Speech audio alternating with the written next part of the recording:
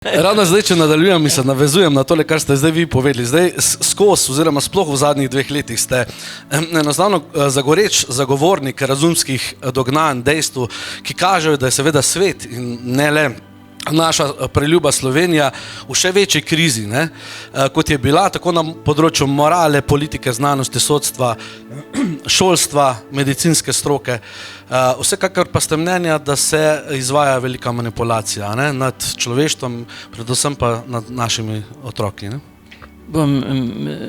Kolega mi je poslal eno številko dela zaradi primerjave, ne. In sicer na eni strani je bila fotografija, velika fotografija, recimo, ki je zasedala tretjino strani hokejskega igrišča v Wuhanu, tam so bile olimpijske. Na drugi strani pa je bila majhna notica, o kateri je na fotografiji dr. Beovićeve in njena izjava, da je sicer trenutno sedaj več cepljenih v bolnici, ampak prebolevajo lažjo obliko, ne. Ne, glede logike, glede vsega, ne. Zdaj lahko že tako skrajno nelogično sprejeto, ne, lažjo obliko jih noter, mislim, in ne, to recimo, ne, to je res stopnja, ampak to je psihološki veste kaj, ker mi včasih mislimo, so dejali nasprotujoče se izjave slučajno, ne slučajno.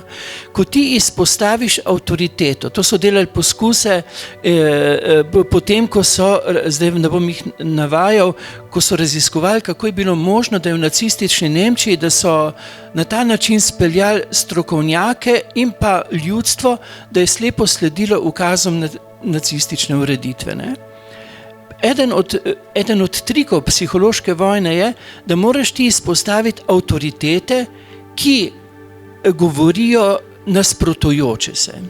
One so avtoritete, oni so pametni, oni so prikazani kot najbolj pametni, ampak oni govorijo nasprotujoče.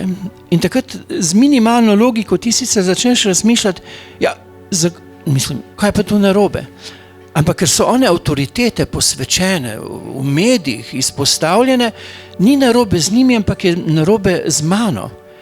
In tvoja logičnost kapitulira in postaneš slep spremljevalec tega, kar ti nekdo govori. In je lahko še tako noro, kot sem pač navedel omenjen primer. In sploh ne pogruntaš, ne, da je pa tukaj mogoče pa res nekaj narobe. Ne, on je avtoriteta, biti moraš znanstven, ne, ali pa ta pritisk na moralni občutek, ne. Si krivičen, si sebičen, če se ne podvržeš vsem eksperimentalnim ukrepom, ampak tukaj sploh ni logika, da isto si trikrat cepljen, ne. Zdaj en moj prijatelj je delal, jaz sem pred kratkim prebolel korono, je delal primerjavo med svojimi prijatelji, koliko znancev je bolnih, 2 sva bila, ki sva pač necepljena, in približno 20 tisti, ki so bili 3-krat, ne.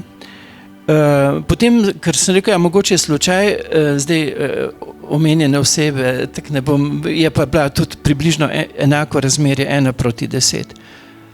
Ampak ne, cepi, kljub temu zboliš, ne, Beovićevo izjavo smo slišali, ne, kljub temu prenašaš, maske nosimo. No, zdaj se namerno dušijo samo učenci v šolah, ne? Kako bo to posledično za njihova pljuča, psihološko? Veste, ti ljudje, ki te odredbe pišejo, ti ljudje bodo enkrat pred častnim sodiščem. Ti ljudje bodo enkrat pred častnim sodiščem in moja trditev je ne več imena žrtev, ampak imena tistih, ki so žrtve povzročali, bo treba uklesati v kamen, v zgodovinski spomin na mednarodni, narodni, krajevni ravni in tudi ravni podjetij. Bravo, super.